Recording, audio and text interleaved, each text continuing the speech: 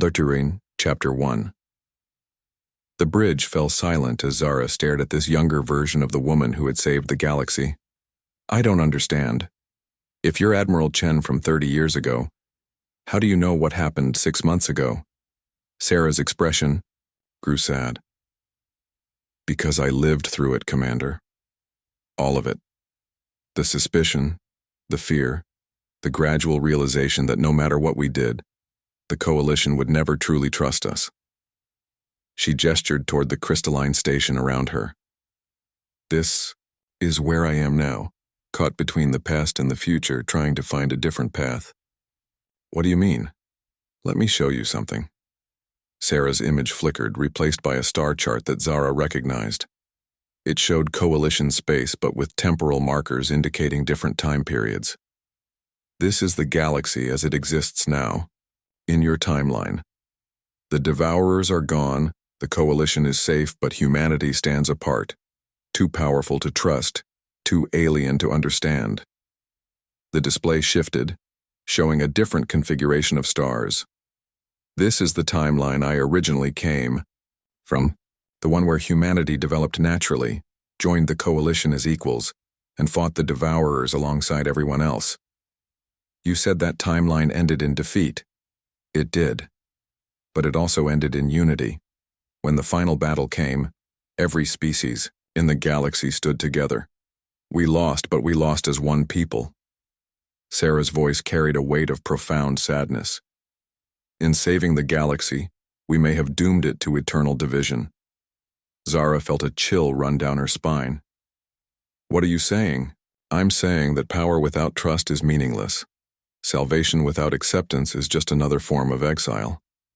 Sarah's image returned to the screen, and Zara could see tears in the young woman's eyes. Commander, I need to ask you something, and I need you to answer honestly. If you could go back, if you could choose between a galaxy where humanity never gained advanced technology but remained part of the community, versus one where we saved everyone but stood forever apart, which would you choose? The question hung in the space between them like a physical weight. Zara thought about the past 6 months, the debates in the council chambers, the fear in her colleagues' voices when humanity was mentioned, the growing militarization as every species tried to develop weapons that could theoretically threaten human ships. I would choose unity, she said finally.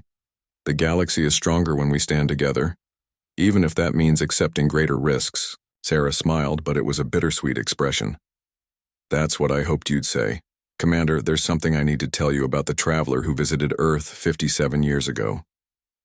What about her? She wasn't entirely honest with us about the choice we were given. Sarah's voice took on a harder edge.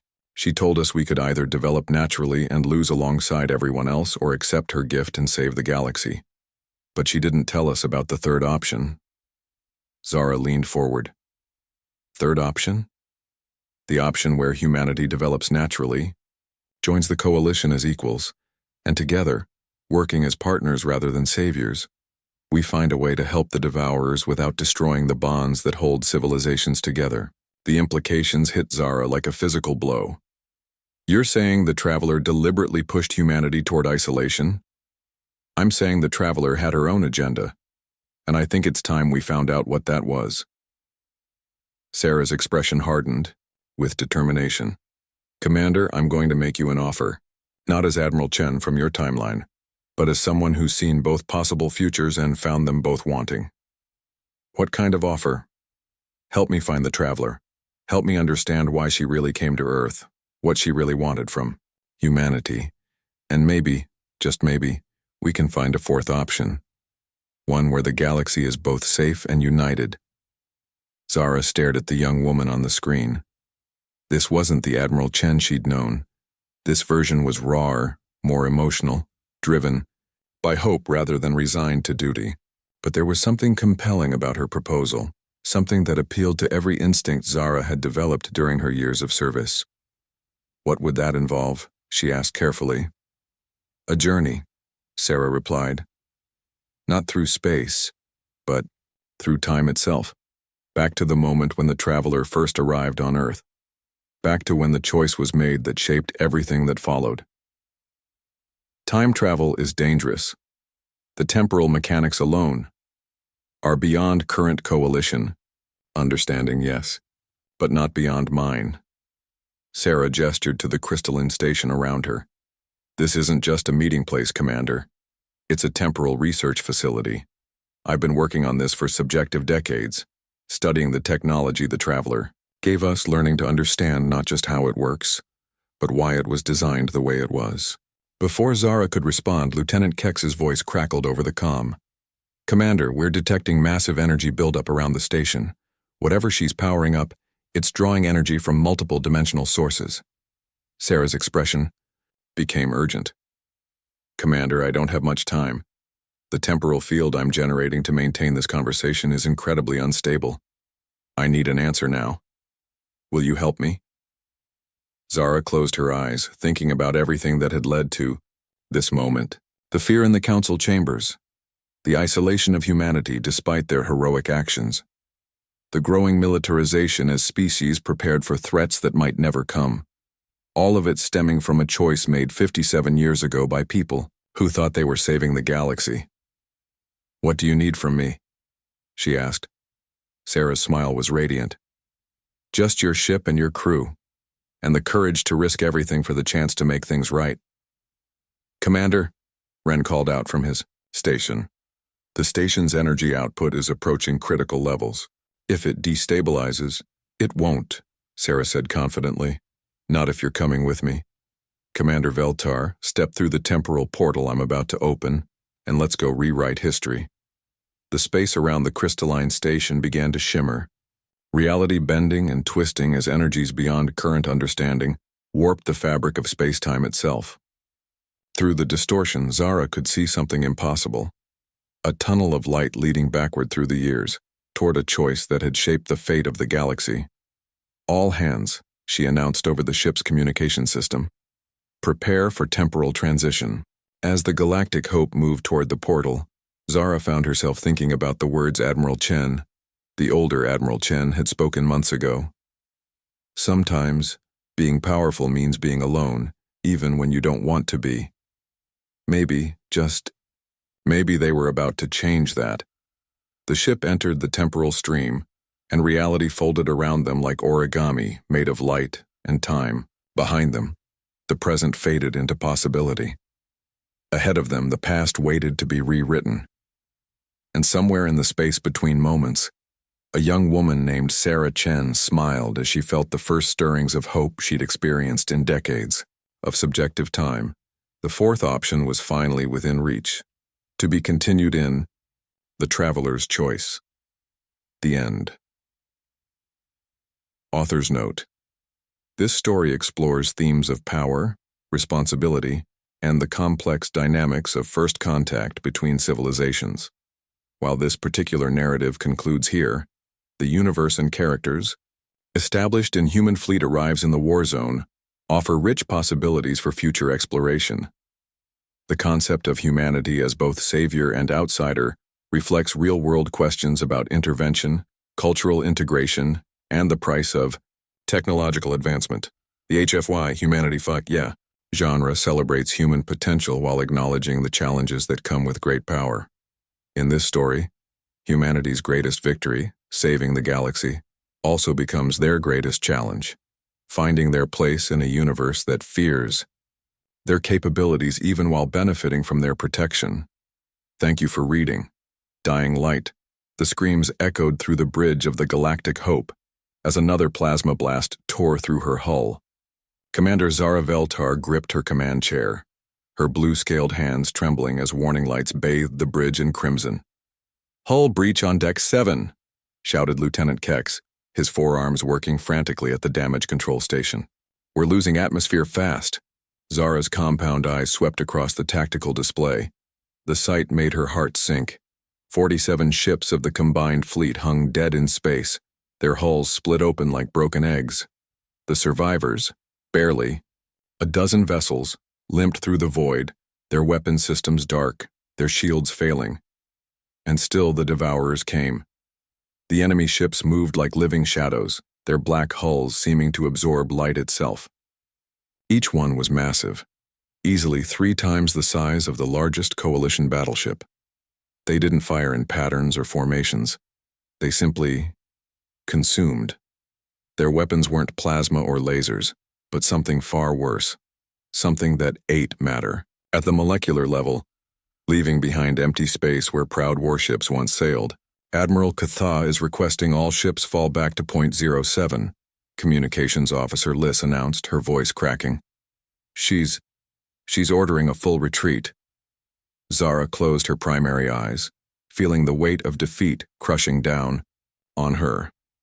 This was supposed to be their last stand, the final battle to save the core worlds from the Devourer swarm. Every species in the galaxy had sent their best ships, their finest crews. The Altarians with their crystal-powered dreadnoughts, the Corvin Empire's planet killers, the Zephyrian fast attack squadrons. Commander, Tactical Officer Wren spoke up, his usually steady voice shaking. I'm detecting something on long-range sensors, something big. Zara's eyes snapped open. Show me. The main screen flickered, displaying the star map of the local sector. At the edge of sensor range, a group of contacts appeared. Dozens of them, no hundreds. What species? Zara demanded. Corvin reinforcements? Altarian reserves? Wren's tentacles writhed in confusion as he worked his instruments. I don't recognize the signatures. The energy readings are unlike anything in our databases. They're not using fusion drives or antimatter engines. It's something else entirely. Lieutenant Kex looked up from his station, hope flickering in his multifaceted eyes. Could it be the Ancients? The first ones returning to help us? Before anyone could answer, the communications array crackled to life. A voice filled the bridge, clear, confident, and speaking in perfect galactic standard. Coalition forces, this is Admiral Sarah Chen of the Terran Defense Fleet.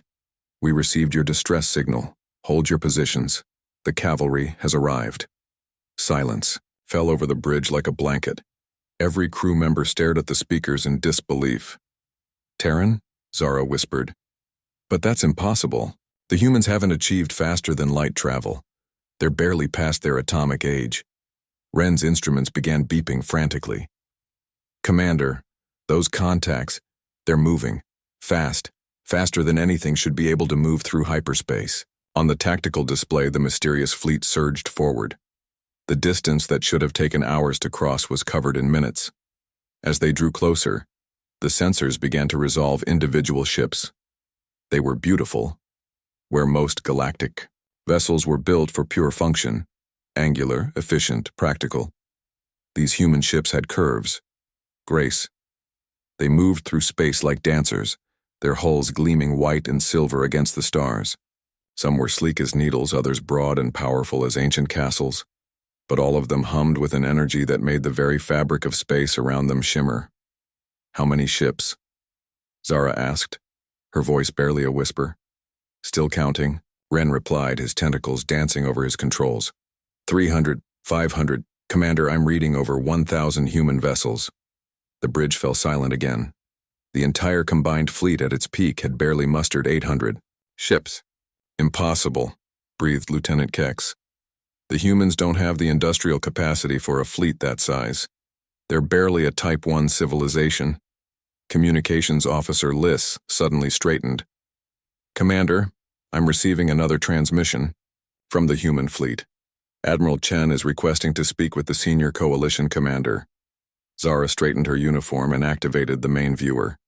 The screen flickered, then resolved into the image of a human woman. She appeared to be middle-aged by human standards, with short gray hair and dark eyes that held depths of experience. She wore a simple blue uniform with silver insignia. Commander Veltar, Admiral Chen said with a slight nod. I'm Admiral Sarah Chen, commanding the 1st Terran Expeditionary Fleet. We apologize for the delay. Your distress signal took some time to reach us. Admiral Chen, Zara replied, struggling to keep her voice steady. With respect, how are you here? Our last intelligence reports indicated that humanity had not yet developed hyperspace capability. A small smile played at the corners of Admiral Chen's mouth. A lot can change in 50 years, Commander, but explanations can wait. Right now, you have a Devourer problem. On the tactical display, the Devourer fleet had noticed the new arrivals. The shadow-black ships were turning, their weapon systems charging with ominous energy. "Admiral," Zara said urgently, "you don't understand what you're facing.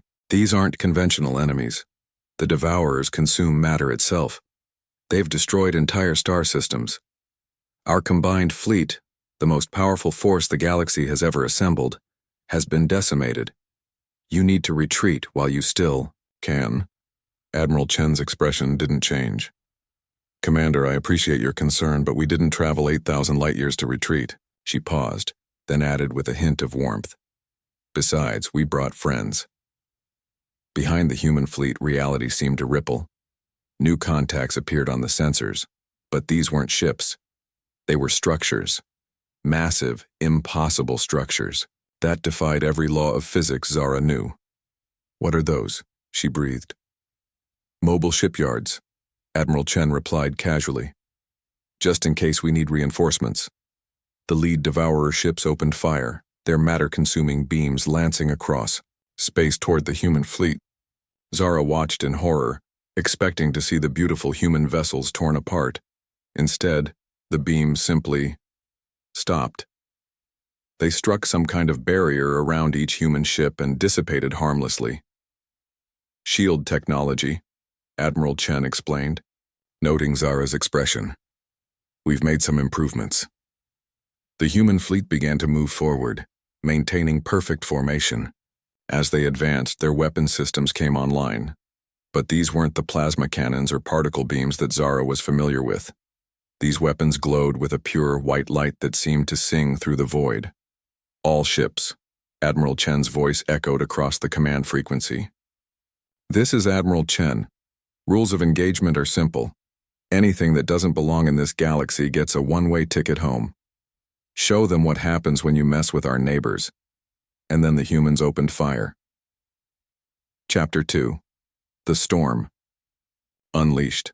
The first volley from the human fleet lit up the void like a newborn star. Commander Zara Veltar watched from the bridge of the Galactic Hope as beams of pure energy. Not plasma, not lasers, but something that seemed to bend reality itself struck the Devourer ships. The effect was immediate and devastating. Where the Devourer weapons consumed matter, the human weapons did something far more terrifying. They restored it. The dark, light-absorbing hulls of the enemy ships began to change, their molecular structure rewriting itself. In seconds, the terrible shadow-black vessels became ordinary metal and ceramic, their matter-eating capabilities neutralized.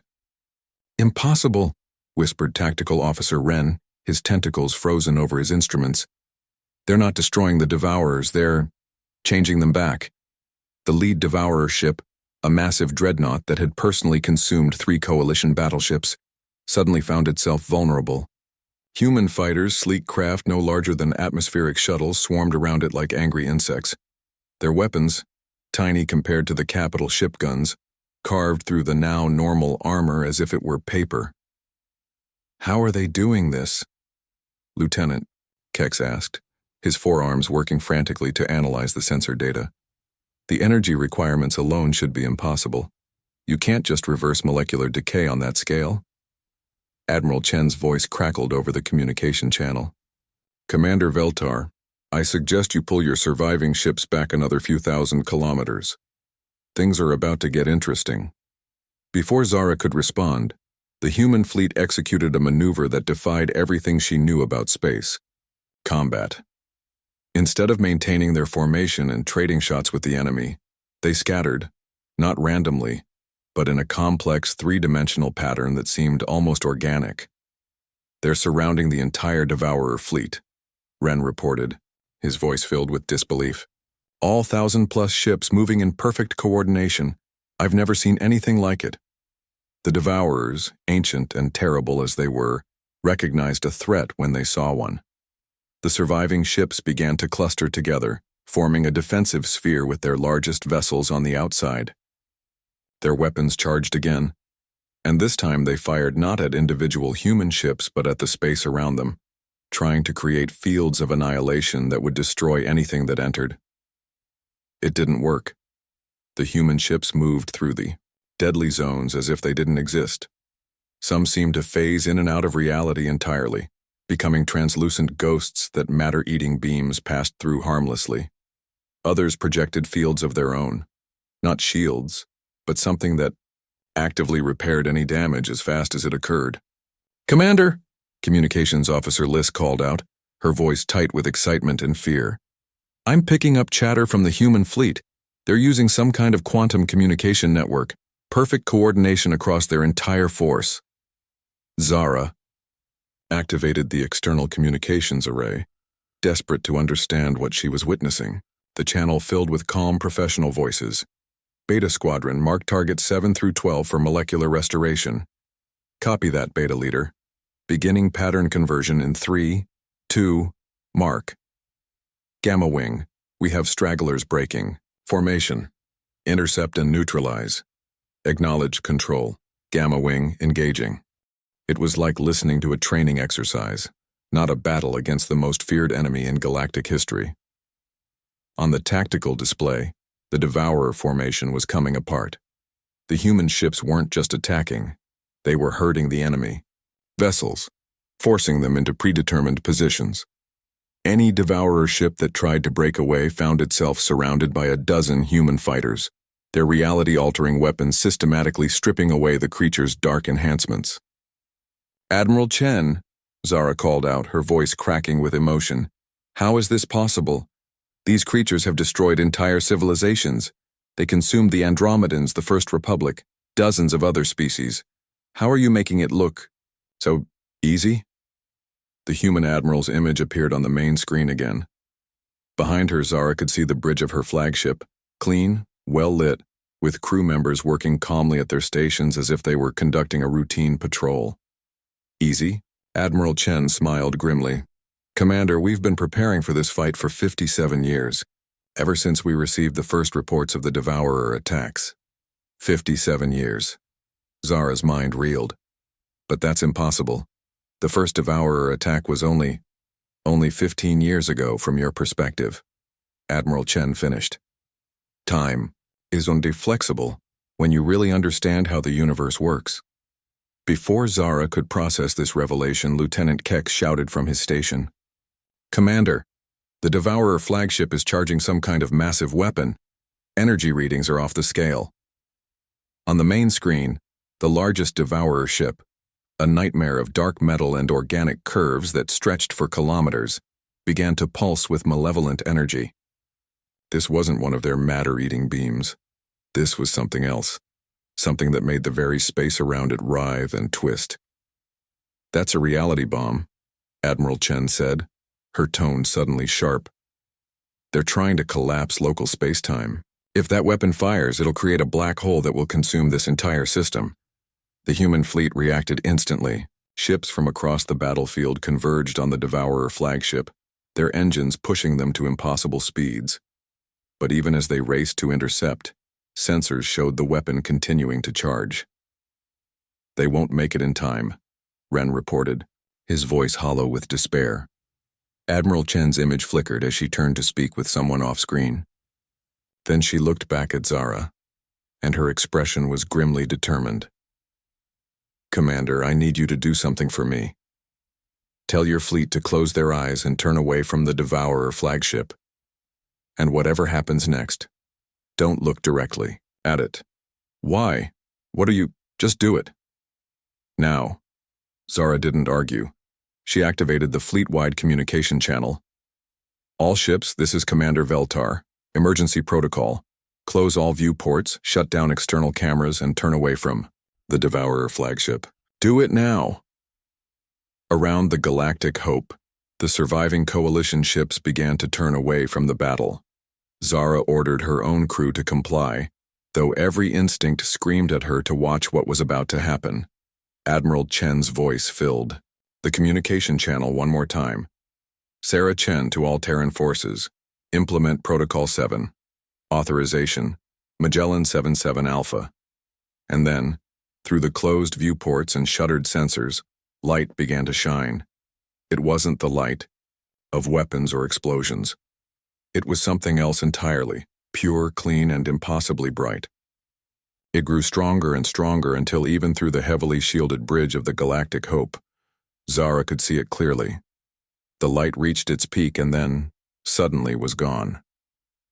External sensors coming back online, Ren reported, his voice shaking. "Commander, you need to see this." Zara opened her eyes and looked at the tactical display. Where the massive Devourer fleet had been, hundreds of ships, including the reality bomb-wielding flagship. There was nothing but empty space and debris. Clean debris, she realized. Normal metal and ceramic, not the light-eating darkness of Devourer technology. "How?" she whispered.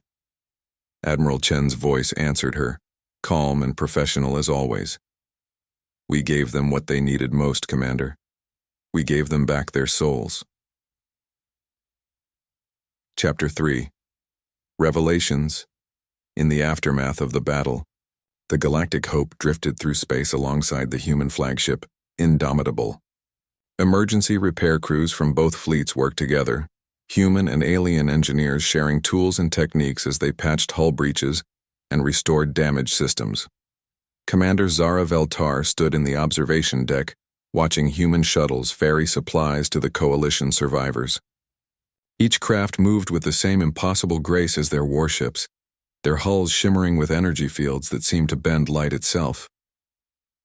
"You're wondering how we did it," a voice said behind her. Zara turned to see Admiral Chen approaching, still wearing her simple blue uniform. Up close, the human woman looked older than she had on the communication screen. There were lines around her eyes that spoke of years spent making impossible decisions. "The entire galactic community has been studying the Devourers for decades," Zara said quietly. "Our best scientists, our most advanced civilizations, none of us could find a way to stop them. And then you arrive and eliminate an entire fleet, in minutes." Admiral Chen moved to stand beside her at the observation window. "May I tell you a story, Commander?" Zara nodded. 57 years ago, Earth received a visitor. Not a ship, not a delegation, just a single individual. She called herself a traveler, and she brought with her a warning about the Devourers and a choice for humanity. "What kind of choice?" "She showed us two possible futures," Admiral Chen continued, her voice distant with memory. "In one, humanity remained on Earth, developing slowly, naturally. We would eventually reach the stars, join the galactic community, and when the Devourers arrived, we would fight alongside everyone else and lose alongside everyone else." Zara felt a chill run down her spine. "And the other future?" "In the other, we accepted her gift. Advanced technology, yes, but more than that. Understanding. True understanding of how the universe really works." Admiral Chen gestured toward the human ships outside. "The traveler told us that the Devourers weren't evil, Commander. They were lost." "Lost?" "They were once like us, like all of us. A civilization that reached too far, too fast. They tried to transcend physical reality and became trapped between dimensions. The hunger that drives them, the need to consume matter. It's not malice, it's desperation. They're trying to find their way back to the real world." Zara stared at the human admiral. "You're saying they were victims?" "In a sense, yes. And the only way to stop them was to help them." Admiral Chen turned to face Zara directly. "The weapon we used today didn't destroy the Devourers. It gave them what they've been searching for across the galaxy, a way home." Before Zara could respond, her communicator chimed. Lieutenant Kex's voice crackled through. "Commander, you need to return to the bridge. We're receiving a transmission from Galactic Command, and it's not what you'd expect." Minutes later, Zara stood on her bridge surrounded by her senior staff, watching as the main screen displayed the image of Grand Admiral Tekvar, Supreme Commander of the Combined Fleet. The ancient Corvan's expression was unreadable, but his voice carried a weight that made everyone listen. "Commander Veltar, please confirm. The Devourer fleet has been completely neutralized?" "Yes, sir," Zara replied. "Admiral Chen's forces eliminated the entire enemy formation with minimal coalition casualties." "And the human fleet? Their current status?" Zara glanced at Admiral Chen, who had joined her on the bridge. standing by to provide assistance to any coalition forces that require it, sir. Grand Admiral Tekvar was silent for a long moment. When he spoke again, his voice carried an emotion that Zara had never heard from the stern Corvan commander. Relief. Commander, I'm sending you classified intelligence that has just been declassified by order of the Galactic Council. Information that explains why the human fleet was not entirely unexpected. The screen flickered, displaying a star chart of known space. Red markers indicated worlds lost to the Devourers, while blue markers showed coalition strongholds. But there were other markers too, green ones that Zara didn't recognize. For the past 3 years, Grand Admiral Tekvar continued, we've been receiving reports from deep space monitoring stations, ships appearing at the edge of coalition territory, scanning our defensive positions, then disappearing again. We assumed they were Devourer scouts. The green markers on the star chart began to move, tracing patterns through space. As Zara watched, she realized they weren't random. The mysterious ships had been mapping something, tracking the Devourer advance, predicting their movements. They were watching, she whispered. More than that, Admiral Chen said quietly. We were learning. Every Devourer attack, every lost world, every failed defense, we studied it all. We had to understand our enemy completely before we could help them. Grand Admiral Tekvar's image leaned forward on the screen. Admiral Chen, on behalf of the Galactic Council, I must ask, what does humanity want from us? The question hung in the air like a challenge. Every coalition species had learned to be suspicious of those who offered aid without apparent cost. The galaxy was littered with the remnants of civilizations that had trusted the wrong allies. Admiral Chen was quiet, for a moment, then smiled. Not the grimly determined expression she'd worn during battle, but something warmer and more genuine. What we've always wanted, Admiral. What every human has wanted since we first looked up at the stars and wondered if we were alone. She gestured toward the viewport, where human and alien crews worked side by side. Friends, neighbors, a chance to be part of something bigger than ourselves. And in exchange? No exchange, Admiral Chen replied simply. The traveler taught us that the universe is vast beyond imagination, filled with wonders we can barely comprehend. But it's also fragile. What happened to the Devourers could happen to any of us if we're not careful. We protect each other, or we fall alone. Zara found herself studying the human admiral's face, looking for signs of deception or hidden agenda. She found none. Either humans were extraordinarily good liars, or Admiral Chen was telling the truth. There is one thing, Admiral Chen added, almost as an afterthought. There it is, Zara thought. The catch. We'd like to establish a permanent embassy on Galactic Prime. Nothing fancy, just a small facility where we can coordinate with the Coalition Council. And perhaps exchange students. We have much to learn from each other. Grand Admiral Tekvar's expression didn't change, but Zara caught the slight relaxation in his posture. Whatever he'd been expecting, it wasn't a request for cultural exchange. That can be arranged, the Corvan commander said. In fact, I believe the Council would welcome human participation in our various research initiatives. As the conversation continued, Zara found her attention drifting to the tactical display, where the human fleet maintained its position around the Coalition survivors. 1,000 ships, each one representing technology beyond anything the galaxy had seen, all of it used not for conquest or domination, but to save strangers from an ancient nightmare. Maybe, she thought, there really was hope after all. Commander Veltar, Admiral Chen's voice brought her back to the present. I understand you'll be escorting the Coalition survivors back to Galactic Prime? Yes, Admiral. Standard protocol after an engagement. Would you mind if a few of our ships joined you? We'd like to meet the rest of the galactic community properly. Zara looked at the human admiral, this woman who had appeared from nowhere with solutions to impossible problems, and made a decision that would change the course of galactic history. Admiral Chen, she said formally, the Coalition fleet would be honored by your escort. And as the combined human and Coalition fleet prepared to depart for Galactic Prime, neither commander could have imagined how this moment would be remembered by future historians. not as the end of the Devourer War, but as the beginning of something far greater. The first contact that would reshape the galaxy itself. Chapter 4. The Price of Salvation. 3 days later, the combined fleet dropped out of hyperspace at the edge of the Galactic Prime System. Zara stood on the bridge of the Galactic Hope, watching as the capital world of the Coalition grew larger on the main screen. The sight never failed to take her breath away. Galactic Prime wasn't just a planet, it was a work of art.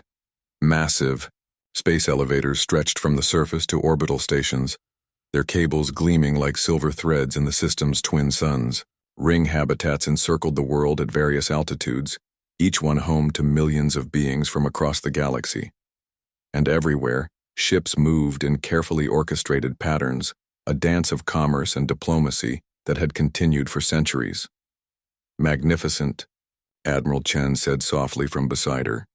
The human commander had requested permission to observe their approach from the Coalition flagship, a gesture of respect that hadn't gone unnoticed by Zara's crew. It took 600 years to build, Zara replied with pride.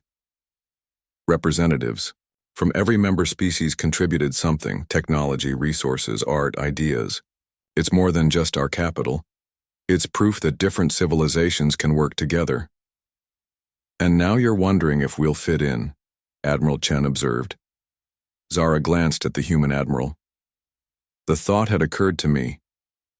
Before Admiral Chen could respond, Communications Officer Liss spoke up from her station.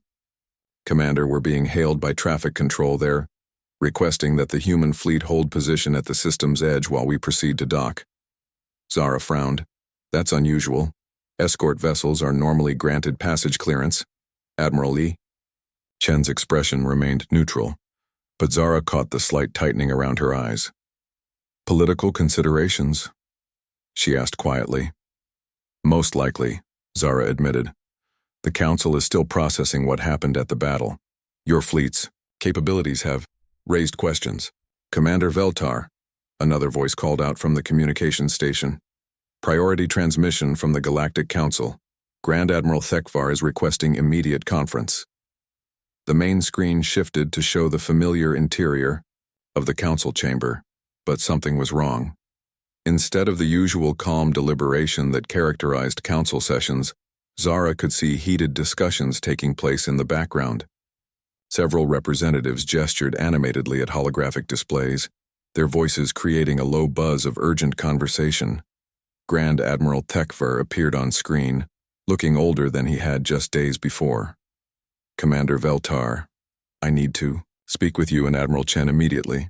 Private channel. Of course, sir. Zara nodded to Liss, who activated encryption protocols. Admiral Chen, Grand Admiral Thekvar began without preamble. In the 3 days since your victory over the Devourer fleet, every intelligence agency in the Coalition has been working around the clock to understand your capabilities.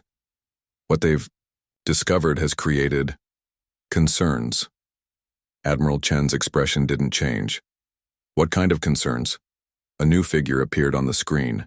Director HFY of Coalition Intelligence, her crystalline features reflecting the chamber's lights like a prism. Admiral, our analysis of the battle data indicates that your fleet wasn't operating at full capacity.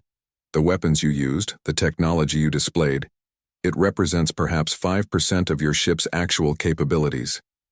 Is that a problem? Admiral Chen asked mildly. It's terrifying, Director HFY replied bluntly. If a single human fleet can casually defeat an enemy that destroyed half the galaxy, what could your full military do to us? The bridge fell silent. Zara felt a cold knot forming in her stomach as she began to understand the implications. The Coalition had spent centuries building trust between species, carefully balancing power to ensure that no single civilization could dominate the others. The arrival of the humans had just shattered that balance completely. How many ships does Earth have? Grand Admiral Thekvar asked quietly. Admiral Chen was silent for a long moment. When she spoke, her voice was carefully controlled. That's classified information. Admiral, Director HFY said, her crystalline voice sharp with tension. We've detected energy signatures from your home system that suggest industrial capacity beyond anything in recorded galactic history. Our best estimates indicate that you could have 10,000 ships, maybe more. And if we do, Admiral Chen asked, would that change anything about what happened at the battle? About the fact that we chose to help rather than conquer? It changes everything, Grand Admiral Tekvar replied heavily. The coalition exists because no single species has overwhelming military superiority. That balance has kept the peace for 800 years. Zara watched the exchange with growing unease. She could see the fear in the coalition leaders' faces, but she could also see something else in Admiral Chen's expression: disappointment. You're afraid of us, Admiral Chen said finally. It wasn't a question. We'd be fools not to be. Director, HFY replied. Your technology is centuries ahead of ours.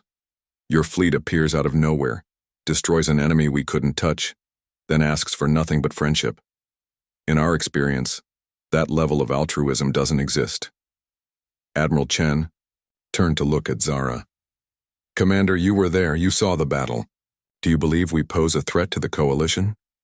Zara felt the eyes of everyone on both bridges focused on her. Her answer would likely determine how humanity's relationship with the galaxy developed from this point forward. With respect to the Council, she said carefully, I believe Admiral Chen and her fleet saved us all. Without their intervention, the Devourers would have reached the core worlds within months. That's not what we asked, Grand Admiral Tekvar pressed.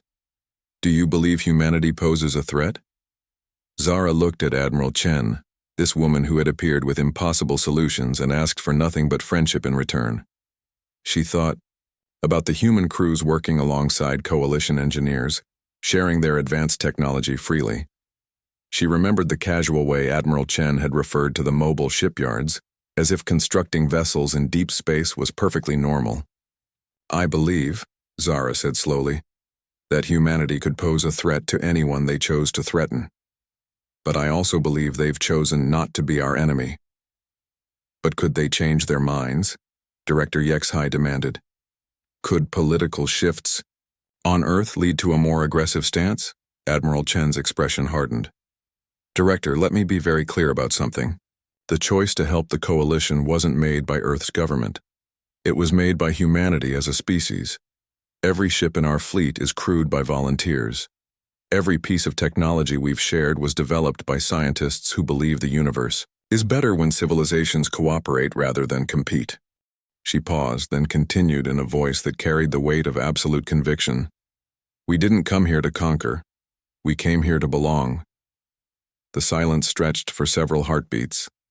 Finally, Grand Admiral Tekvar spoke. Admiral, the Council is prepared to offer humanity full membership in the coalition, with all the rights and responsibilities that entails. But there will be conditions, such as technology sharing agreements, mutual defense pacts, limits on fleet expansion, and most importantly, permanent monitoring stations to ensure that human military capabilities remain transparent. Admiral, Chen's laugh was short and bitter. You want to spy on us? We want to trust you, Grand Admiral Tekvar corrected. But trust requires verification. Zara watched Admiral Chen's face as the human commander considered the offer. There was hurt there and disappointment, but also understanding. The coalition had survived for centuries by being cautious, and humanity's sudden appearance had upset every calculation they'd ever made. I'll need to consult with Earth, Admiral Chen said finally.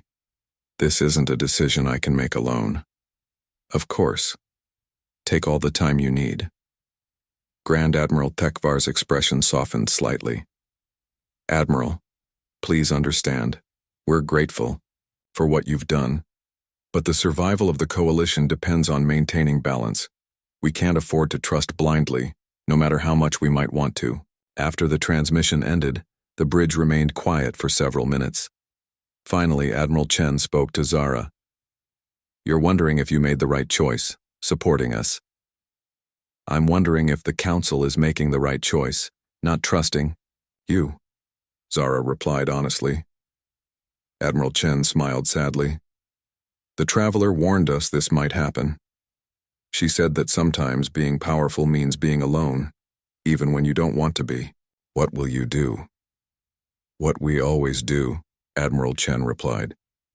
What we think is right. She activated her communicator. Chen to Fleet Command. Prepare to return to Earth. We have some difficult conversations ahead of us.